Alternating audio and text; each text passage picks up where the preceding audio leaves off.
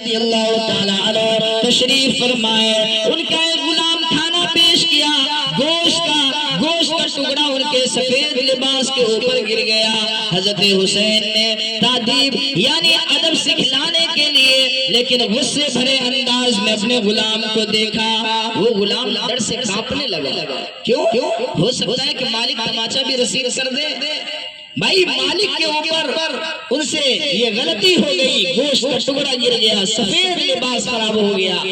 سیدنا حضرت حسین رضی اللہ تعالیٰ عنہ نے انہیں گھور کر کے دیکھا، وہ خادم ڈر سے کانپنے لگا، اور اس کے بعد سیدنا حضرت حسین سے کہتا ہے جب انہوں نے دیکھا ہو سکتا ہے کہ اللہ کے نبی کا نواسا میرے اوپر تماچا رسید کر دے، انہوں نے فوراً یہ کہا، ارشاد فرماتا ہے جو لوگ اپنے غصے کو پی جاتا ہے اللہ ان کی تعریف فرماتا ہے، والکاظمین الغیظ، اللہ اپنے ان بندوں کی تعریف کرتا ہے جو غصے کو پی جاتے ہیں۔ جیسے ہی قرآن کی آیت کا سہارا لیے حضرت حسین کا سارا غصہ ختم ہو گیا، بولیے سبحان اللہ۔ حضرت حسین کا سارا غصہ ختم ہو گیا، اور سیدنا حضرت حسین نے ذرہ برابر بھی توقف نہ کیا، دیر نہ کیا، یہاں تک کہ نبی پاک علیہ السلام کے نواسا نے کہا کہ زنت غیظی، اے میرے غلام میں نے اپنا غصہ پی لیا۔ آج ہمارے اور آپ کے درمیان جب جھگڑے ہوتے ہیں، کوئی چھڑانے والا چھڑائے یا کوئی چھڑانے والا یہ کہے اللہ نے تعریف کیا ہے ان لوگوں کی جو غصے کو پی جاتے ہیں، ہم لوگ اس کو تماچا ہی مار دیں گے، ابے تو سائیڈ ہو، ابھی آگے اگلا مرحلہ ہم کو دیکھنے دو۔ میرے بزرگوں ذرا غور کریں، صحابہ کے اندر ماننے کا جذبہ کتنا تھا۔ روایت کے اندر آتا ہے جیسے ہی اللہ کے قرآن کا سہارا لیا گیا، حضرت حسین کے سامنے کہا گیا والکاظمین الغیظ، اللہ اپنے ان بندوں کی تعریف بیان کرتا ہے جو اپنے غصے کو پی لیتا ہے۔ حضرت حسین نے کہا کہ زنت غیظی، میں نے اپنے غصے کو پی لیا۔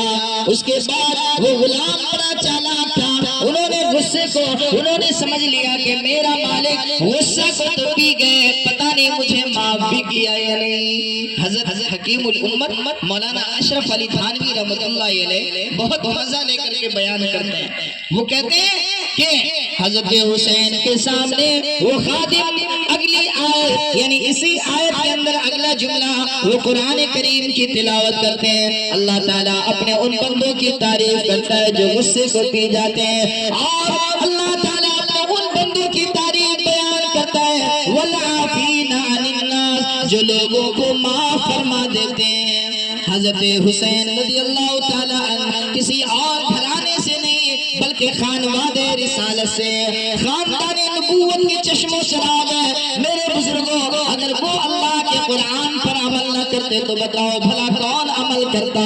انہوں نے فوراً کہا عفوت عنکا، اے میرے خادم، اے میرے غلام، عفوت عنکا، جاؤ میں نے تجھے معاف کر دیا۔ وہ غلام بڑا چالاک ہے، پھر اگلا جملہ انہوں نے کہا کہ جس طریقے سے اللہ تعالیٰ اپنے ان بندوں کی تعریف کرتا ہے جو غصے کو پی جاتا ہے، والعافین عن الناس، لوگوں کو معاف کر دیتا ہے، ان اللہ یحب المحسنین، اللہ تعالیٰ احسان کرنے والے بندوں کو پسند فرماتا ہے۔ حضرت حسین نے سمجھ لیا کہ یہ چالاکی چاہ رہا ہے، یہ چاہ رہا ہے کہ چھٹکارا حاصل ہو جائے۔ حضرت حسین نے کہا آتقتکا، اے میرے غلام جاؤ میں نے تجھے آزاد کر دیا۔ میرے بزرگوں ذرا غور کریں، اس واقعے کے اندر بہت ساری معنویت ہے، بہت سارے مفاہیم ہیں، اس واقعے سے ہمیں اور آپ کو سبق ملتا ہے۔ اللہ کے پیارے حبیب سرور کونین کا فرمان ہے، اے لوگوں لیس الشدید بالسرعہ انما الشدید الذی یملک نفسہ عند الغضب، پہلوان وہ نہیں ہے جو غصے کے وقت میں کسی کو پچھاڑ دے، ہاں پہلوان وہ انسان ہے جو غصہ آئے تو انسان اپنے آپ کو قابو میں کر لے۔ آج ہو پاتا ہے؟ آج نہیں ہو پاتا ہے، یہی وجہ ہے کہ ہم ایک دوسرے کا سر پھوڑتے ہیں اور جا کے پھر وہ تھانے میں پہنچ جاتا ہے، پھر بعد میں ہم افسوس کرتے ہیں یار کیا کر لیے۔ یاد رکھو غصہ شیطان کی طرف سے آتا ہے، ہمیں اور آپ کو جب غصہ آئے بہت ہی سوچ سمجھ کر کے اپنا قدم بڑھانا چاہیے۔ اللہ کے پیغمبر جناب محمد مصطفیٰ صلی اللہ علیہ وسلم نے ارشاد فرمایا لا یؤمن احدکم حتی اکون احب الیہ من والدہ وولدہ والناس اجمعین۔ اے لوگوں، تم میں سے کوئی انسان اس وقت تک کامل ایمان والا نہیں ہو سکتا جب تک کہ میری محبت تمہارے رگ و ریشے کے اندر نہ آ جائے، جب تک کہ میری محبت تمہیں اپنے والدین سے زیادہ، اپنے آل و اولاد سے زیادہ، اپنے بیٹے اور بیٹیوں سے زیادہ، ہاں ساری کائنات سے زیادہ میری محبت تمہارے دل کے اندر نہ آ جائے، اس وقت تک یاد رکھو تم کامل ایمان والے نہیں ہو سکتے۔ اب میرے بزرگوں، میں نے آپ کے سامنے یہ کہا کہ محبت بات ماننے کا نام ہے، محبت صرف اس کا نام نہیں کہ ہم اور آپ کہہ دیں اے آقا علیہ السلام آپ کی محبت ہمارے دلوں کے اندر ہے، نہیں۔ اگر ہم اور آپ اللہ کے پیغمبر علیہ السلام سے محبت کرنا چاہتے ہیں، نبی پاک علیہ السلام کے فرمان کو سامنے رکھیں، حضور پاک علیہ السلام کریں قرۃ عینی فی الصلاۃ، اے لوگوں نماز میری آنکھوں کی ٹھنڈک ہے۔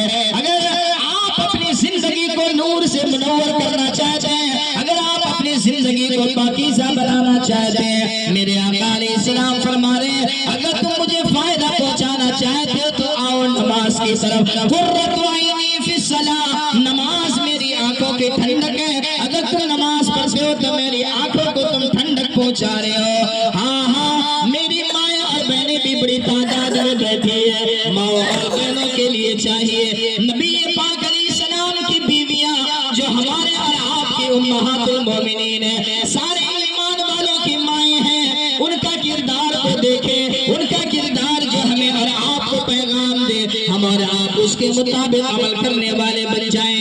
یاد رکھیں اللہ کے پیغمبر علیہ السلام نے فرمایا کلکم راع وکلکم مسئول عن رعیتہ، تم میں کا ہر شخص نگراں ہے اور اس کی رعایا کے بارے میں پوچھا جائے گا۔ یعنی اے بابو تھوڑا سا اٹھ جائیے، پیر ادھر نہیں پھیلائیے، یہ آپ کا قبلہ ہو گیا۔ علماء کرام کے بیانات ہو رہے ہیں، قرآن کریم اور حدیث کی تشریح ہو رہی ہے، ہمیں ادب کے ساتھ بیٹھنا چاہیے۔ ماشاءاللہ یہ بہت بڑی بات ہے، اتنی دیر سے بیچارے بیٹھے ہوئے ہیں، اللہ ان کے بیٹھنے کو قبول فرمائے، کہیے آمین۔ اللہ ان کے بیٹھنے کو قبول فرمائے۔ آئیے تھوڑا سا مزاج کو بدلتے ہیں اور اپنے آقا علیہ السلام کی شان بیان کرتے ہیں۔ بیان کرو، تیار ہیں؟ مصطفیٰ شان رحمت پہ کر دو سلام۔ ارے بھائی پڑھیں، تیار ہے نا؟ تھوڑا بولیے سبحان اللہ۔ ایسا لگ رہا کہ 4 بجے کا مجمع ہو گیا، ابھی تو شاید 2 بھی نہیں بجائے، اس لیے بول دیجئے سبحان اللہ۔ کہ مصطفیٰ شان رحمت پہ کر دو سلام، ان کی نورانی صورت پہ کر دو سلام، ان کی پاکیزہ سیرت پہ کر دو سلام۔ اشعار کے اندر بہت سارے مفاہیم چھپے ہوئے ہیں، آپ ذرا غور کریں۔ میرے آقا علیہ السلام سے زیادہ کوئی حسین نہیں ہے، میرے آقا کے جیسی پاکیزہ سیرت دنیا والوں کے اندر نہیں ہے، اس لیے محبت کرنی ہے، اللہ کے پیغمبر سے محبت کرو۔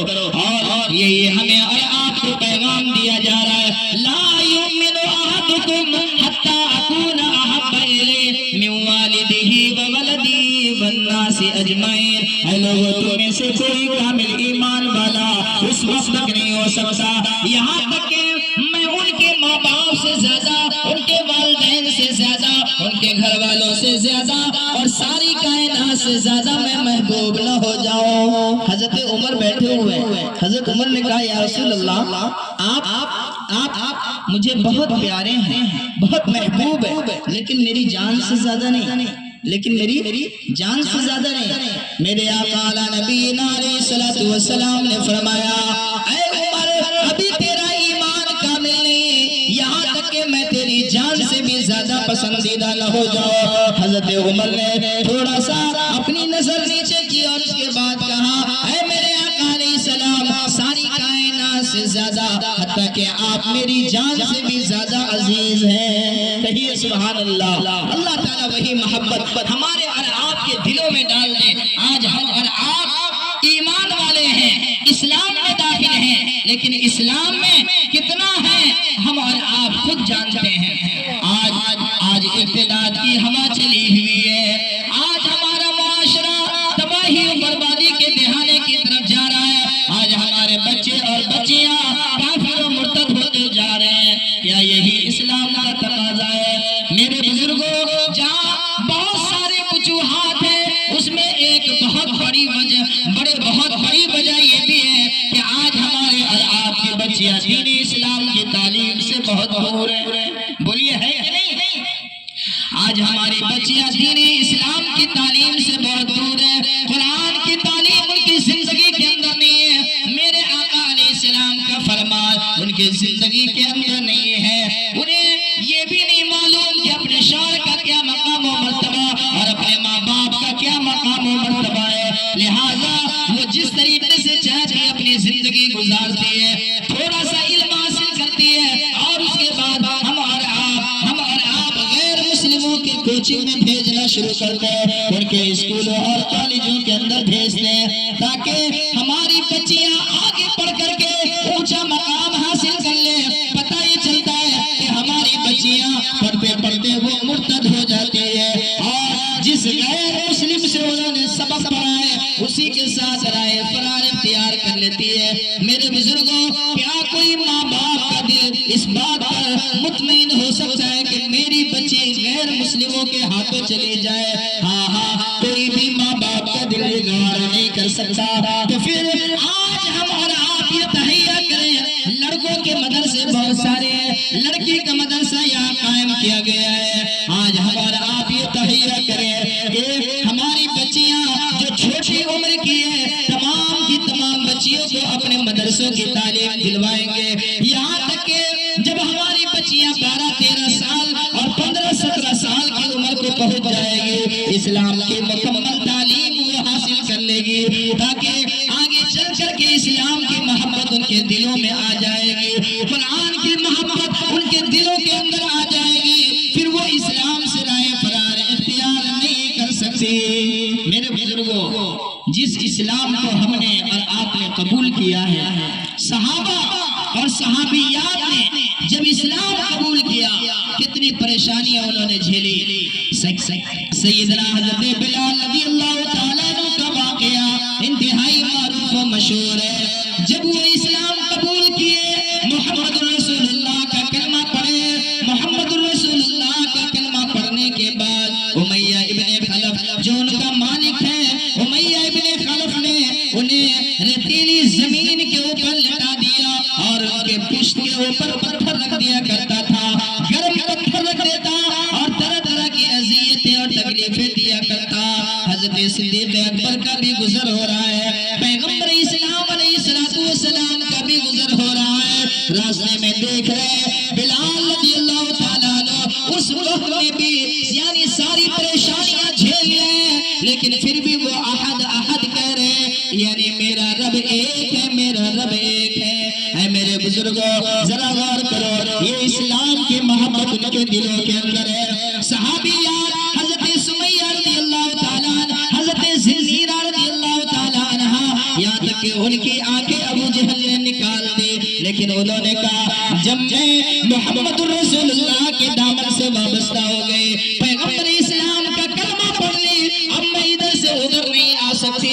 میرے بزرگوں، ذرا غور کریں اسلام کی محبت ان کے دلوں میں کیسی تھی. میرے آقا علیہ السلام کا کیا فرمان ہے؟ حضور پاک علیہ السلام نے فرمایا، اے لوگوں، تم کفر کو پسند کرنے کے لیے ایسے ہی تم کفر کو ناگوار کرو جس طریقے سے تم آگ میں ڈالے جانے کو ناپسند کرتے ہو. یعنی اگر تمہارے سامنے آگ روشن کیا جائے، تم میں سے کوئی آدمی نہیں چاہے گا کہ آگ کے اندر چلا جائے.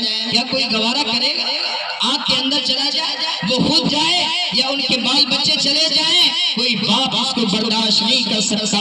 تو میرے بزرگوں، ذرا غور کریں حالت اسلام سے ارتداد کی طرف ہمارے بچے چلے جائیں، کیا کوئی باپ گوارا کر سکتا ہے؟ نہیں میرے بزرگوں، اس لیے ہم تمام کو اس کے اوپر تیار رہنا ہے کہ اپنے بچوں کو دین سکھائیں، اپنے بچوں کو اسلام سکھائیں، اپنے بچوں کو قرآن کے قریب کریں۔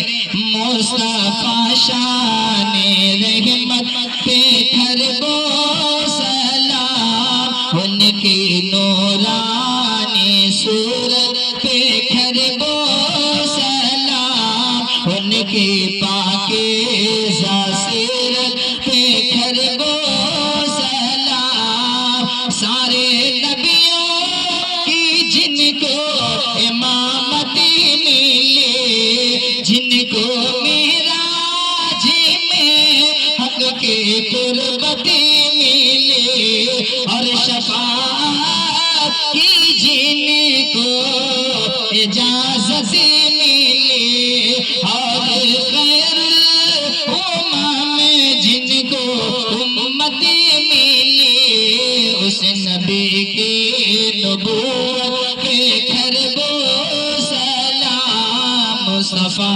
شان رحمت پہ کر دو سلام۔ اپنے آقا سے محبت کریں۔